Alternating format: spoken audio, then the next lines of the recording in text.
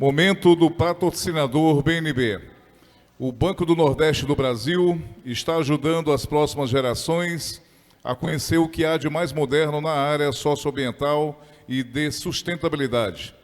Dessa forma, o BNB cumpre a sua missão de desenvolvimento com boas práticas cotidianas, principalmente na atuação de empresas socialmente responsáveis, proporcionando a construção do bem-estar comum.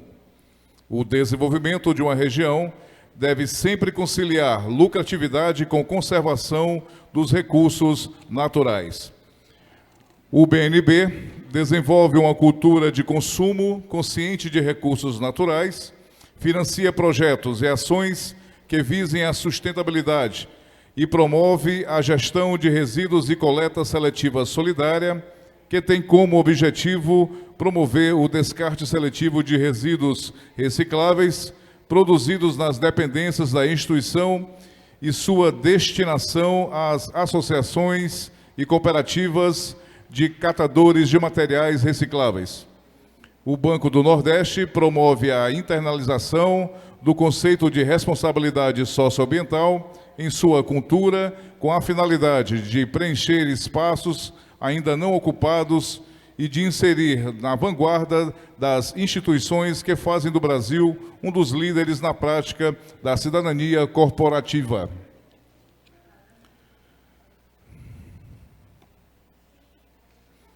Senhoras e senhores, teremos agora o momento da nossa roda de conversa com o tema Igualdade de Gênero nos Negócios e Desenvolvimento Humano, onde convido as seguintes palestrantes: a excelentíssima senhora defensora pública e líder do Comitê das Mulheres Empresárias do Brasil, Aline Miranda. Uma salva de palmas.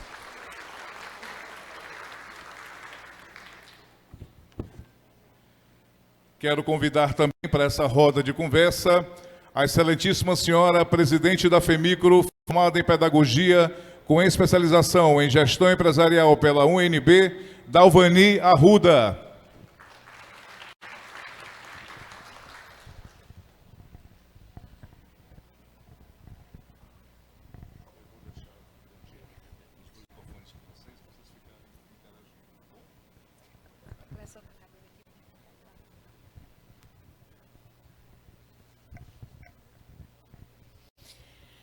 Bom, gente, nós vamos conversar aqui um pouco sobre a igualdade de gênero. Se fala muito de trabalhar a desigualdade de gênero, mas a gente tem que trabalhar aqui, nesse momento, a questão da igualdade de gênero nos negócios, nas profissões. Tá?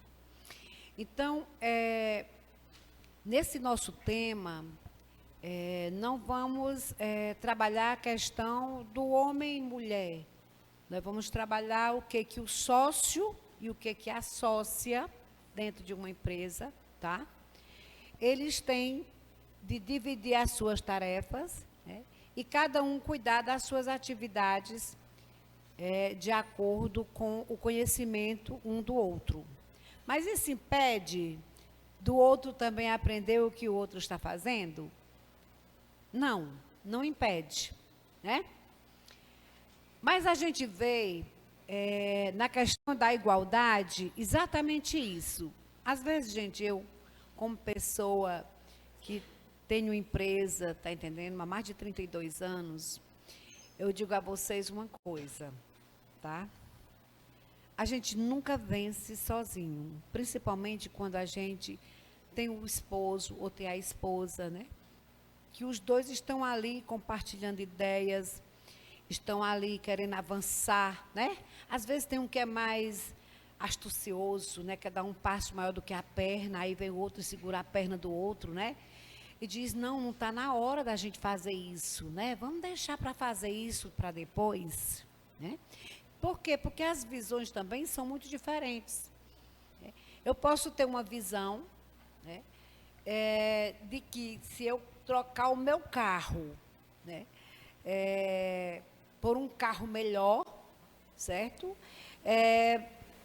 Eu vou ficar pagando uma prestaçãozinha mínima. E a esposa diz assim, vamos agora comprar esse carro. Nosso carro está nos levando para todos os lugares, está satisfazendo as nossas necessidades, não é assim? Então, um tem que saber ouvir o outro, né? Para que o desequilíbrio não exista no negócio. Muitos negócios chegam à falência porque muitas vezes há esse desequilíbrio, certo? Do consenso, certo? Alguém gosta de luxar mais do que o outro, algum gosta do carro melhor do que o outro, tá entendendo? E às vezes se descapitaliza. E se descapitalizar não é bom numa empresa, né? Apesar de que a maioria das micro e pequenas empresas trabalham com o capital dos seus fornecedores. O que é isso, né? Eu tenho uma confecção, vamos supor, né? Então, eu não tenho dinheiro suficiente para me comprar carradas de tecido e empilhar, né? É um estoque que, dia a dia, ele fica mais caro. Mas eu tenho condições de trabalhar com o meu fornecedor. É de eu ligar lá para o armazém e dizer, olha, estou precisando de 200 metros de brim. Né? No outro dia eu ligo, olha, cara, manda para mim 50 metros de seda, assim, assim, assim. Então, ele vai me dar um prazo para me pagar. Então, quando eu começar a receber o meu pagamento do meu cliente, ele automaticamente financiou o meu tecido, a minha matéria-prima, né, para me trabalhar. Então, isso, gente, também é um certo equilíbrio. Porque, às vezes, as pessoas vão lá para o banco, pedem empréstimo, se endividam, né? Às vezes, esses empréstimos, eles não são bem planejados. E, às vezes, você, na hora de pedir, é ligeiro, mas na hora de pagar, o negócio fica bem mais complicado. Concordam comigo? Então, o que eu estou querendo falar, gente, é na questão realmente de um ouvir o outro. Certo? A gente hoje ainda trabalha muito pela intuição. Né? A gente não trabalha muito pela intuição?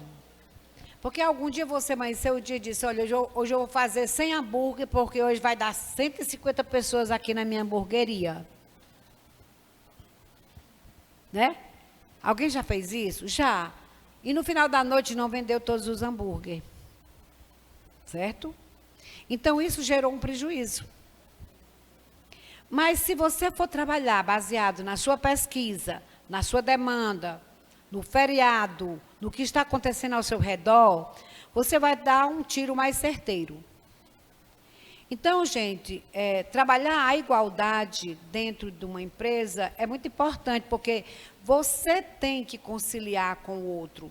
Quando as pessoas são sócio ou são marido e mulher dentro de uma empresa, eu acho que cada um dentro do seu quadrado, né, como a gente diz hoje, dentro do seu quadrado, vê o quadrado do outro com muito mais facilidade do que ele mesmo que está dentro do quadrado dele. Concordam comigo? Então, as igualdades e as desigualdades, elas existem em todo canto, certo? E eu tenho aqui na minha frente, aqui de lado, uma pessoa maravilhosa que é a Aline.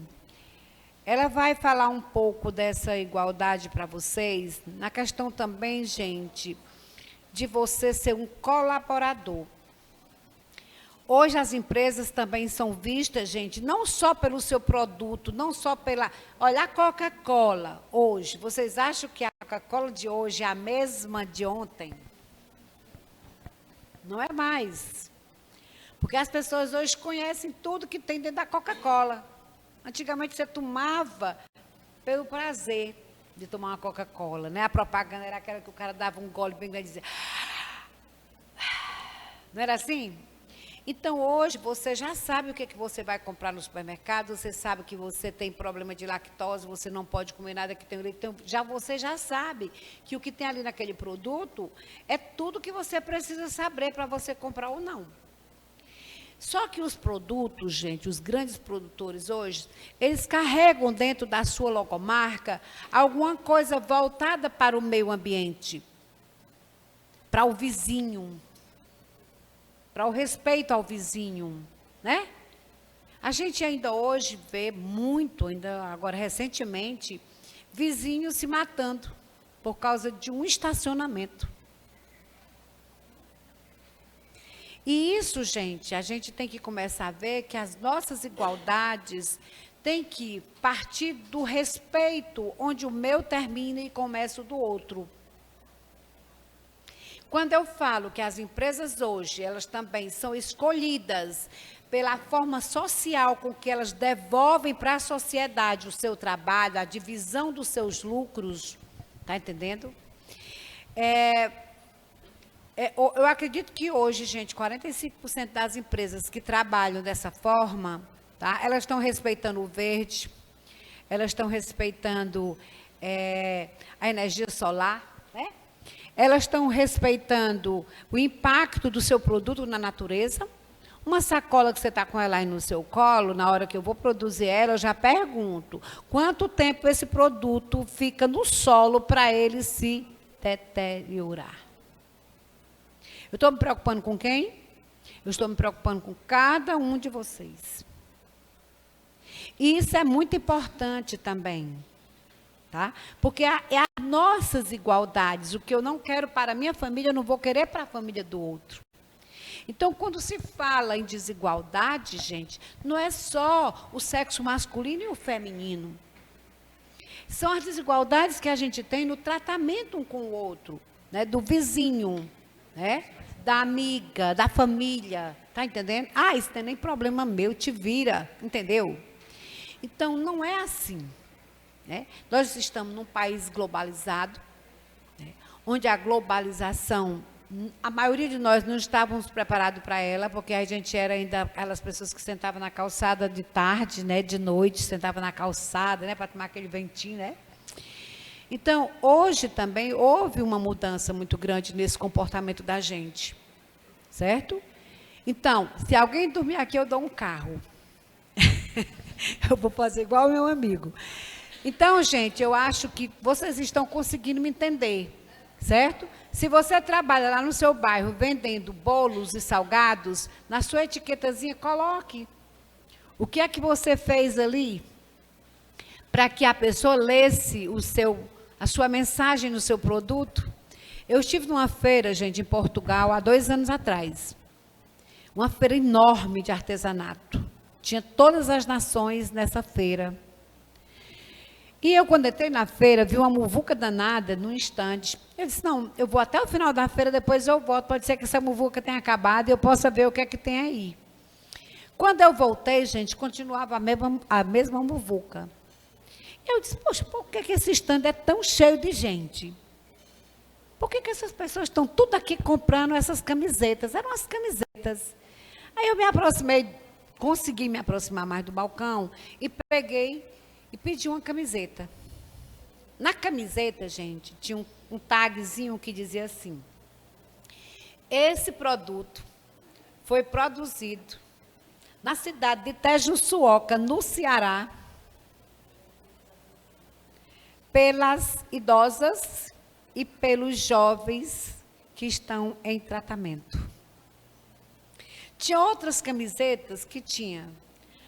A camiseta era feita de algodão natural. Vocês sabem o que é algodão natural? Que agora estão plantando o algodão colorido, né? O algodão já sai todo colorido, natural, colorido. E nessas blusas tinha tipo assim, um algodãozinho pregado neles, costurado, e tinha assim, umas crianças brincando de roda, tá? Umas meninazinhas brincando de roda. Outras camisetas tinham os meninozinhos empinando assim uma pipa, tá? E cada um tinha uma mensagem.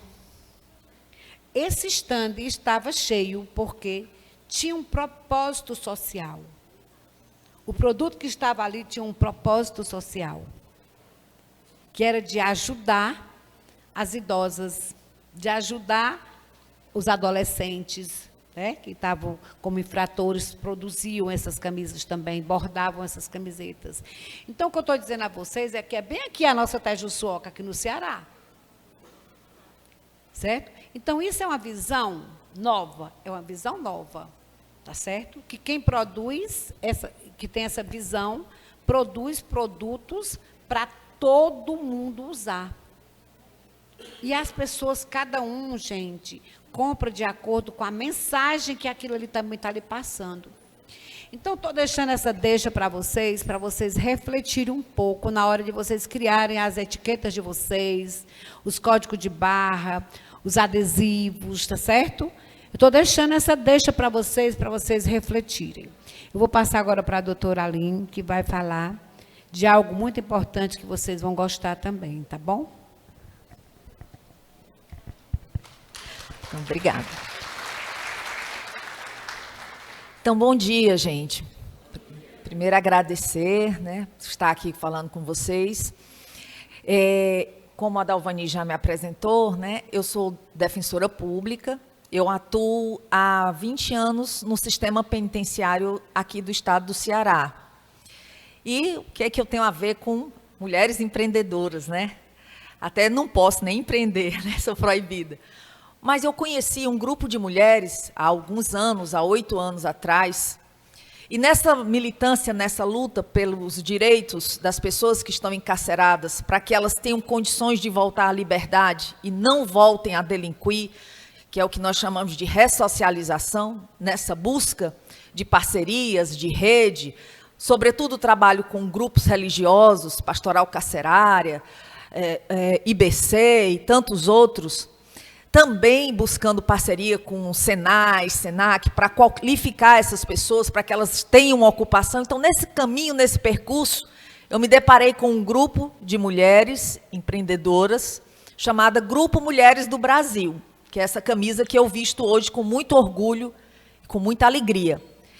Esse grupo foi criado há 8 anos por uma mulher que talvez vocês conheçam, se chama Luísa Helena Trajano. Ela é a responsável, né, a dona dos magazines Luiza, e algumas outras mulheres que cresceram em seus negócios. Luísa Helena Trajano, não sei se vocês sabem a história dela, era uma empresária de pequeno negócio na cidade de Franca. Ela tinha um armarinho, que era da tia dela, né? Então, dali ela cresceu e hoje virou esse império. Mas o que é mais importante, o que me fez cada vez admirar mais, ela não se esqueceu dos pequenos.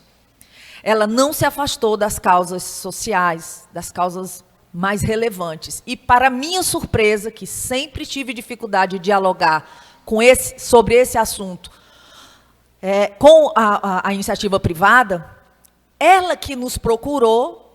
Na época, eu trabalhava na Secretaria de Justiça, assessorava o então secretário, o doutor Hélio, na Secretaria de Justiça.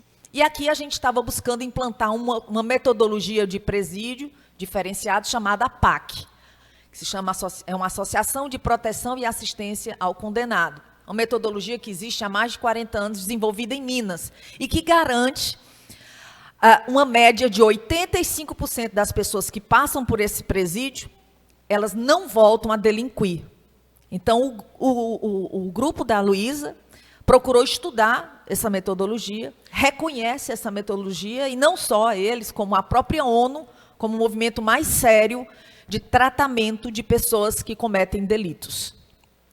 Então, ela nos procurou porque queria se envolver com a causa do sistema carcerário, conhecer mais de perto essa realidade e impactar na vida dessas pessoas. Num sentimento que Dalvani já puxou aqui para a gente, da responsabilidade com o outro, da responsabilidade com a casa comum, que eu não cresço se eu não olhar para os mais vulneráveis. Eu não cresço e não dou sustentabilidade ao crescimento se eu não tiver atenção com a casa comum, com a natureza, com o ar que todos nós respiramos e com as pessoas que são vulneráveis. E aí eu quero começar esse momento de falar com vocês da nossa experiência aqui no estado do Ceará, a partir desse grupo Mulheres do Brasil, nós explicando um pouco do que se trata, né, o que é esse grupo.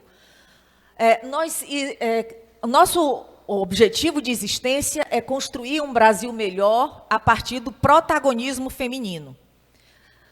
Como o nome diz, Grupo Mulheres do Brasil, nós somos voluntárias mulheres, de qualquer classe, nível social. Nós temos, inclusive, ex-presidiárias que fazem parte hoje do Grupo Mulheres do Brasil.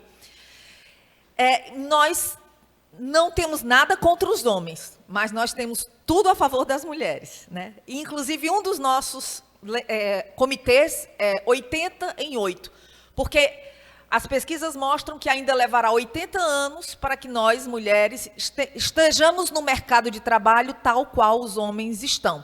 Nós estamos nesse processo de empoderamento, mas ainda levará alguns anos para que a gente tenha a mesma atuação na política, a mesma atuação no mercado, no que se refere a salários, no que se refere a dirigências de empresas, de corporações, enfim, no cenário. E esse é um dos nossos objetivos, encurtar esse tempo. E como fazemos? Nós conectamos todas as pessoas, sem preconceito, né? Imigrantes, população LGBTQI+, idosos, ex-presidiários, jovens que tiveram em conflito com a lei, enfim, meninas, hoje já tem um grupo Meninas do Brasil também. E o que fazemos? Atuamos em causas sociais, políticas e econômicas, apoiando projetos existentes e criando iniciativas que promovam a transformação do nosso país. Então, como nós estamos no grupo de pessoas que pensam em empreendedorismo, que estão criando negócios, gerando riqueza, impactando na vida das outras pessoas, movimentando a economia do país, não há um ambiente mais propício para a gente falar e semear em vocês, com o exemplo, as formas que vocês vão poder encontrar em seus negócios de também contribuir com o todo, com o coletivo, e também se sentir parte dessa construção de um mundo melhor, de um mundo mais pacífico, de um mundo mais sustentável, para os nossos filhos, para os nossos netos, né? Aí aqui, eu queria passar, depois eu entro nesse momento, mas o que fazemos e como fazemos, né? O artesanato. Nós, através do artesanato aqui no estado do Ceará, que é um forte, que é um potencial muito grande, e também porque nós temos no Grupo Mulheres do Brasil do Ceará, uma liderança fantástica de uma mulher extremamente sensível e humana para as causas sociais, da sua verve, da sua natureza, que é a Ethel Whitehurst, que estaria aqui comigo, mas, infelizmente, por questões maiores, não pôde estar aqui presente, dividindo esse momento de conversa com vocês, né? Certamente ela encheria o coração de vocês de um sentimento muito puro e genuíno, da satisfação que é para ela estar toda semana ensinando presos e presas a fazerem o artesanato, a bordar, a fazer essa peça, como vocês estão vendo aqui, que foi produzida dentro do sistema carcerário, com design de Ethel, né, que já percorre o Ceará há muitos anos, qualificando as artesãs que já fazem seu trabalho, mas ela entra com um aporte mais na qualidade, ensina a questão de precificação, então empodera essas mulheres no negócio do artesanato, porque foi através desse negócio, ela faz questão de dizer, que ela criou os 4 filhos, né, como artesã, e hoje grande empresária, exporta, e ela passa um pouco dessa expertise dela. E então a gente teve a oportunidade de conhecer a Ethel, e através de um interno, eu trabalhava na CPPL 4, Casa de Privação Provisória de Liberdade 4, e um interno, chamado Alain, chegou para mim e disse, eu faço lá o atendimento jurídico, né? Eu faço lá a questão de acesso eles à justiça, que é o papel da Defensoria Pública, para as pessoas que não podem pagar advogados, né? Inclusive, atua também com os micro e pequenos empresários, a Defensoria Pública, né? Então, o que acontece? Ele pediu, doutora Aline, eu queria uma oportunidade de trabalhar aqui dentro, porque é muito ruim ficar o dia todo na cela parado, e eu sei fazer rede. Eu queria ensinar o pessoal daqui, algumas que se interessam, a fazer rede. Eu sei fazer aquelas redes que dá um nozinho e tal, e ele me explicou mais ou menos. Aí a Magnólia, a professora, que depois também se tornou voluntária do Mulheres do Brasil, disse, ela me disse que a senhora é de um grupo aí de umas mulheres empresárias, que pode ser que elas queiram me ajudar aqui e tudo. Eu achei extremamente desafiador, a ideia partiu dele. E então a gente contactou a Ethel. Só que se vocês tivessem a oportunidade de estar vendo a Ethel aqui, vocês iam dizer, essa mulher jamais vai botar os pés dentro de um presídio masculino, segurança máxima. E eu não sei, eu digo que foi o Espírito Santo, né? Tocou o coração dela, ela disse, eu vou conhecer, vou com você. Eu disse, olha, é um rapaz, assim, ele queria ensinar os colegas lá de cela a fazer rede, ele disse que tem como arregimentar isso. você iria lá para conhecer, para dar algumas dicas e tudo? Aí ela disse, vou. As amigas dela, né, que é uma mulher fina, né, e muito chique, né, e aí delicada. E eu disse, ela não vai, mas foi. E as amigas diziam, tu vai ser sequestrada. Não vai, mulher. Aí ela disse, não, minha filha já trabalhou no presídio uns anos atrás, nunca aconteceu nada, eu vou. E foi. Quando chegou lá, aí eu brinco que a gente fez o golpe. Eu combinei com o diretor da unidade, um cara sensível também. E aí ele disse, olha, Raiz, vamos os rapazes ficar tudo limpo, tomado banho, cheiroso, calçado, bem vestidinho, para receber a Ethel e conversar com ela. Não, tá certo, vamos ajeitar a sala tal. E quando eu conversei com o Alan, disse, Alan, olha, você vai a missão é tocar o coração dela. Aí ele, pode deixar. O Alan, muito articulado, um jovem. E aí, quando a Ethel chegou, eles já tinham 10 homens, né? Vamos selecionar 10 para começar essa primeira turma. Já era a ideia de Ethel já entrar no negócio. E assim foi feito. Eles conversaram, eles falaram, pediram uma oportunidade. A maioria, gente, das pessoas que estão lá, são pessoas da extrema pobreza. São pessoas que tiveram dificuldades imensas na vida. A maioria. As que eu atendo é 100%, porque eu atendo as pessoas pobres, né? Então, são pessoas de extrema vulnerabilidade, com dramas familiares terríveis, com dificuldades e com o crime organizado cooptando e chamando, apresentando um cenário ilusório, mas que coopta a nossa juventude. E a droga? Está ali batendo na porta e acabando com a nossa juventude, portanto, com a nossa sociedade. E eles pediram essa oportunidade e Ethel passou, desde então, toda semana, a se deslocar de Fortaleza até Itaitinga para ensinar artesanato. Paralelo ao trabalho, antes da Ethel começar, eu tinha muita responsabilidade por estar levando uma pessoa que não tem convivência com o sistema carcerário, né? E aí, eu disse, não, vamos passar alguns meses trabalhando com esses homens, as nossas ferramentas de diálogos compassivos, que é uma ferramenta de diálogo que a gente já faz rotineiramente dentro dos presídios, que é a comunicação não violenta, são técnicas de comunicação não violenta e técnicas de círculos de construção de paz. Então, a gente senta com eles em roda de conversa e aborda vários temas, vários valores. E ali a gente vai se conhecendo e a gente vai acessando a emoção, o coração, a história de vidas, vamos criando vínculos, vamos nos conhecendo. Depois de mais ou menos 8 meses nesse processo, Ethel começou a fazer esse trabalho diretamente com eles. E aí, depois, já expandiu para mais 2 outras unidades. Foram os 3 projetos, Bordando a Vida, Criando Laços, que aborda os artesãos, o artesanato, na produção de produtos de alta qualidade, sempre acompanhados pelos diálogos de comunicação não violenta, círculos de construção de paz e educação e direitos. Começamos em 2018. E aí, a partir da visão empreendedora dessas mulheres, a Luísa Trajano, conhecendo o projeto aqui, durante a pandemia, porque a Ethel não trabalha só no sistema carcerário, ela trabalha no Estado. Inclusive, eu vi que tinham várias pessoas de Nova Russas aqui, e ela vive falando de Nova Russas, que faz o trabalho com as artesãs em Nova Russas, né? E aí, a Luísa Trajano, durante a pandemia, os artesãos estavam, a Ethel tem muito contato, estavam em polvorosa pela dificuldade de estar vendendo seus produtos nas feiras, nos lugares, porque estava tudo fechado. E aí elas tiveram uma ideia, saindo do eu e se envolvendo com o outro. E criaram um e-commerce chamado Terra Artesã. Então, enquanto estava todo mundo trancado, né, pensando nas suas vicissitudes, na dificuldade que o mundo todo estava vivendo com a pandemia, tinha gente pensando no outro.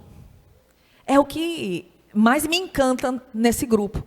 E então elas criaram esse e-commerce, com a expertise de negócios que elas têm, criaram uma plataforma digital onde todos esses produtos são vendidos. Então, você tem lá várias peças produzidas pelas artesãs do estado do Ceará, com a curadoria da Ethel, porque a Ethel verifica o padrão das peças. Ela estava me explicando, Aninha, tem que ver o tamanho da cava, o comprimento P tem que ser padrão, o M, o G, que muitas peças não são. Então, ela ensina, orienta nisso. E, a partir daí, a gente evoluiu um passo a mais. Sempre a nossa angústia, enquanto atuação no sistema carcerário, visando essa ressocialização, é fazer o 360 graus. É trabalhar a parte de valorização humana com essas pessoas, para ressignificar valores, é acessar as famílias, e a Defensoria faz isso porque já é de sua função, qualificar profissionalmente, mas não basta. Quando elas põem o pé fora, pode estar até com um diploma aqui, mas não sabe, não é aceita no mercado de trabalho, por uma série de motivos. Então, o 360 graus, a gente diz, é que ela tenha condição de se manter, de se sustentar, e não seja novamente cooptada pela sedução do crime. E aí, o Terra Artesã veio. Então, muitas egressas que estavam no sistema carcerário e egressos que saíram, hoje produzem para o e-commerce Terra Artesã. Então, as peças são encomendadas, às vezes tem uma encomenda que vem lá de São Paulo, de não sei quantos jogos americanos. Aí, aquelas pessoas já sabem fazer, porque aprenderam enquanto estavam encarceradas, e é encomendado dela aquelas peças. O Terra Artesã compra as peças, ou seja, gera renda para essas famílias e vende os produtos no e-commerce. E aí a gente tem, que eu vou já mostrar, mulheres do Grupo Mulheres do Brasil. Hoje somos mais de 100 mil mulheres em todo o mundo, né? E aí eu convido todas as mulheres que estão aqui a conhecer e a se cadastrar no Mulheres do Brasil, conhecer mais essas ações, quem sabe contribuir com elas, porque aí nós criamos um outro projeto, se chama Vozes da Liberdade, que aí já trabalha diretamente com egressos. Então, vários egressos do sistema prisional, hoje, elas recebem também uma mentoria do Grupo Mulheres do Brasil em liberdade, para que elas possam gerir o seu negócio quando saem dos presídios, como artesãs, né?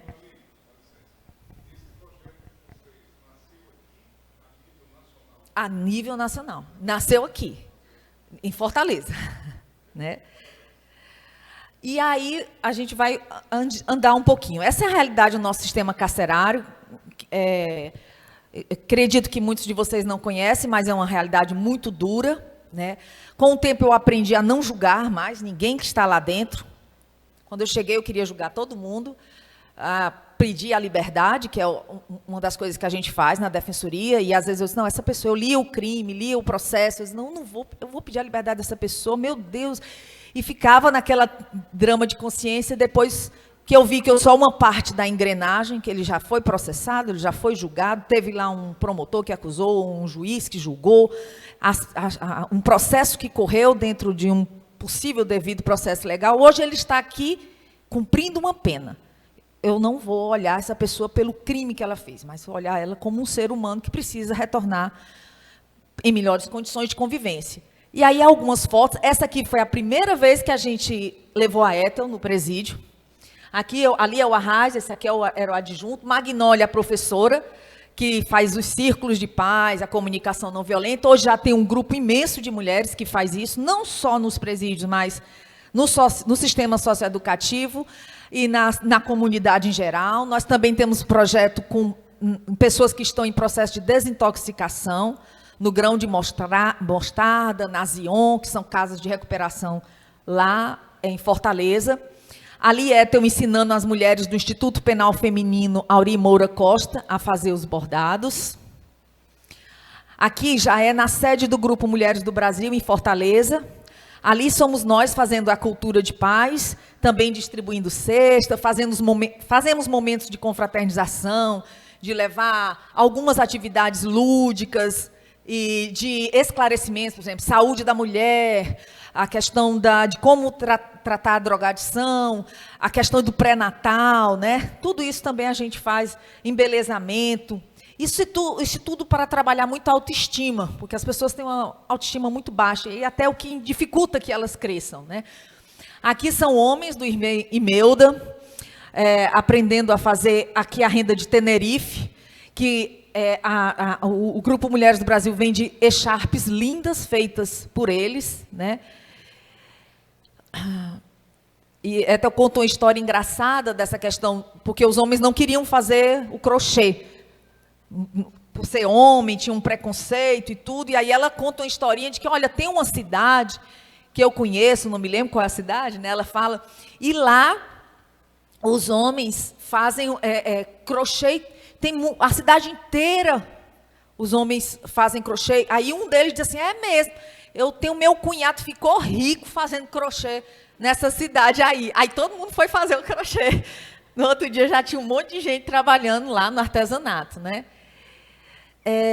Aí aqui é lá na nossa sede, já aqui no Vozes da Liberdade, aqui são egressas, algumas aqui são egressas, ali os produtos, os chales, as echarpes, aqui algumas almofadas que elas produzem, coleções, aquela primeira lá foi a primeira coleção, aqui é uma das egressas também que trabalhou, olha a quantidade de produtos, né? Aí, gente, o que é mais interessante, quando o público se junta com o privado, com um propósito positivo de responsabilidade social, o Estado não vai resolver essa questão da violência sozinho, se a gente não estiver junto. E a gente tem que estar junto, porque é a nossa família, é a nossa casa, é a nossa vida, e somos todos no mesmo, coabitamos, né? Então, aí ela leva esses produtos para o público mais exigente. Os lançamentos das coleções do Grupo Mulheres do Brasil, dos projetos do sistema carcerário, são feitos em lojas de arquitetos renomados lá em Fortaleza, porque eles têm acesso, coisa que nós, do público, não tínhamos acesso. Mas juntou uma coisa com a outra. Então, é um casamento perfeito, que aí eu digo, né? Não sei... as possibilidades são inúmeras, né? Ali a última coleção, a coleção Libertar, e essa aqui é a coleção Rede de Sonhos. Aqui sou eu e Ethel, num dos nossos lançamentos, né? Aqui com a vice-governadora. E aí, bem, por que e para que a gente vai fazer esse trabalho? Não era esse o slide, mas vamos aproveitar. A gente fala, eu queria falar um pouco para vocês, eu havia alterado o slide, mas eu tenho um pouco os dados aqui. Nós estamos vivendo uma situação, e vocês sabem, tem sentido, tem visto, está a olhos vistos, o crescimento da pobreza. O crescimento do número de pedintes. Em Fortaleza está uma coisa assustadora.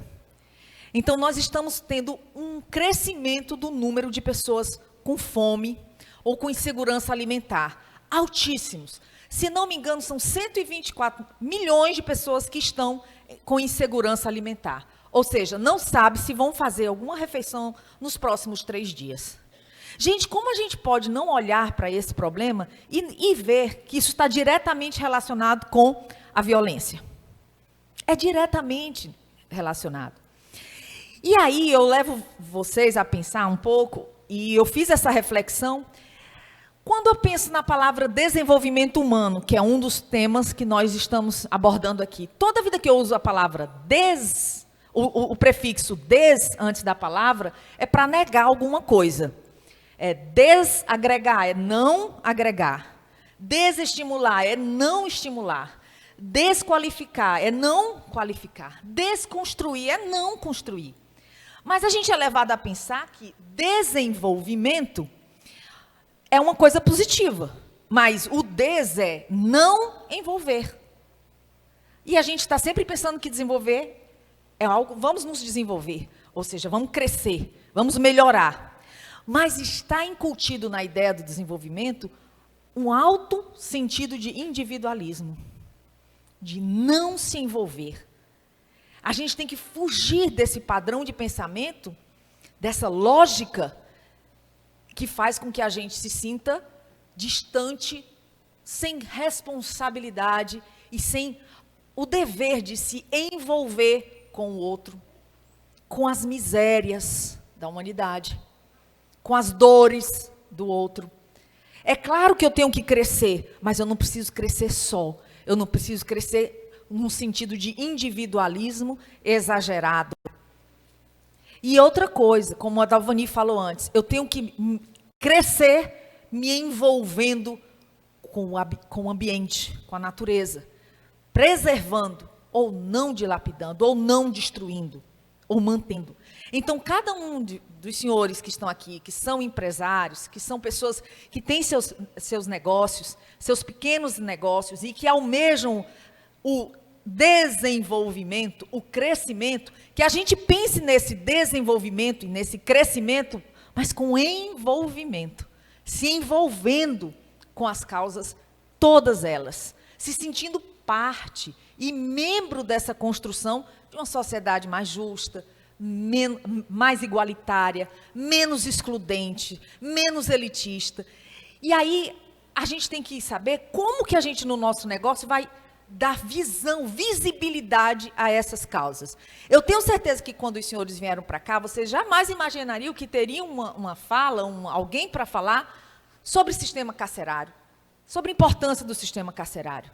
Por que é importante falar sobre empoderar essas pessoas que estão à margem, que estão com dificuldade de ter uma oportunidade na vida, de trabalho, de entendimento, de ressignificação, de reflexão, de voltar atrás, de se redimir. Mas todos nós temos um papel importante na vida dessas pessoas. E a grande alegria que eu tenho foi de ter um grupo tão forte, que é o grupo dessas mulheres, se envolvendo nos seus âmbitos de negócio, ouvindo, conhecendo. Gente, eu disse, meu Deus, eu como uma pessoa que milita nos direitos humanos, no sistema carcerário, eu estive fechada numa cela, num presídio APAC, desses que eu falei de Minas Gerais, com a Luísa Trajano, com aquela Sônia Hess, que criou a marca Dudalina, com uma outra empresária chamada Checo Aoki, que é a presidente do Blue Tree de hotéis. Então, só as mulheres mega empresárias do Brasil. Meu irmão até diz assim, Aline, tu tá com 1% do PIB nacional aí. Aí eu disse, é mesmo. E o meu chefe brincava e dizia assim, mulher, o que é que tu tá fazendo no meio dessas mulheres ricas? Tu lisa. O que é que tu tá fazendo aí? Tu vai criar o Mulheres Lisas do Brasil? Eu disse, eu não sei, mas eu sei que está ecoando o que a gente acredita, né?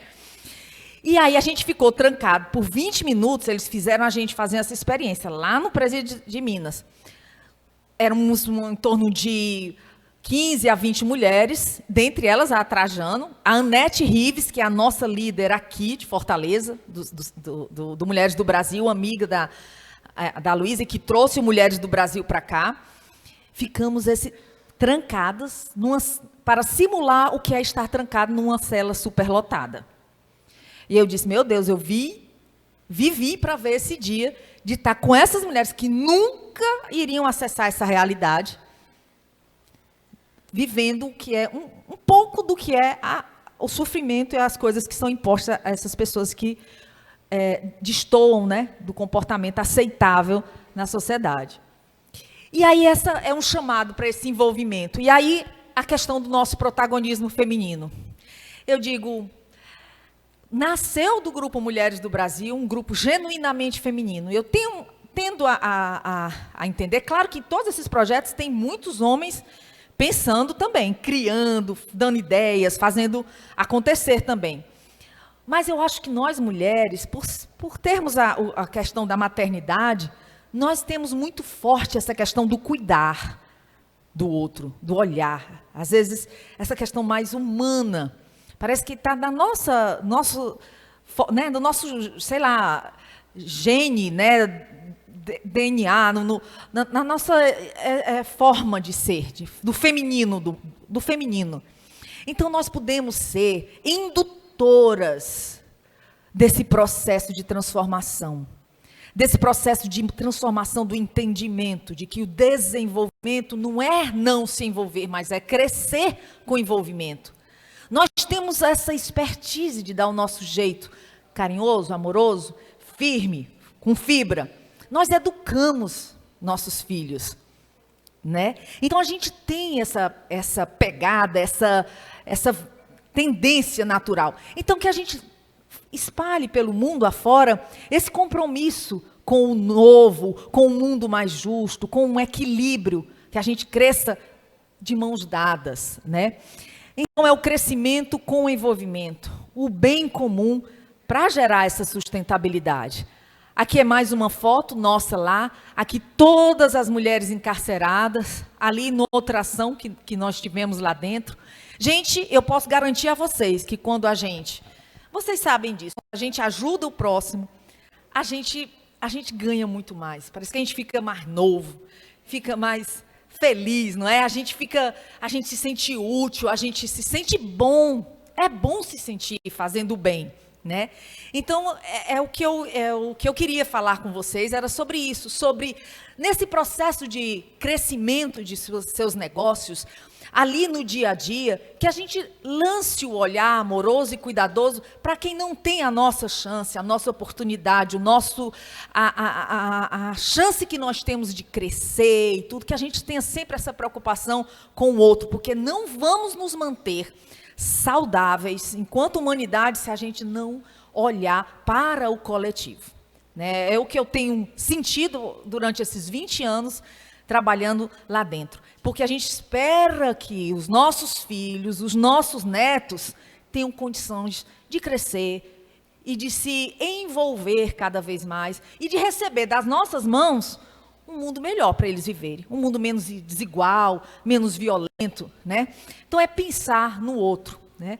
Era isso que eu queria falar com vocês, né? Agradecer aqui os dados do Mulheres do Brasil e muito obrigado pela oportunidade, né? De estar aqui, de uma área tão diferente, conversando com vocês e vocês parando para ouvir. E eu espero ter tocado um pouco o coração de cada um aqui. Muito obrigada.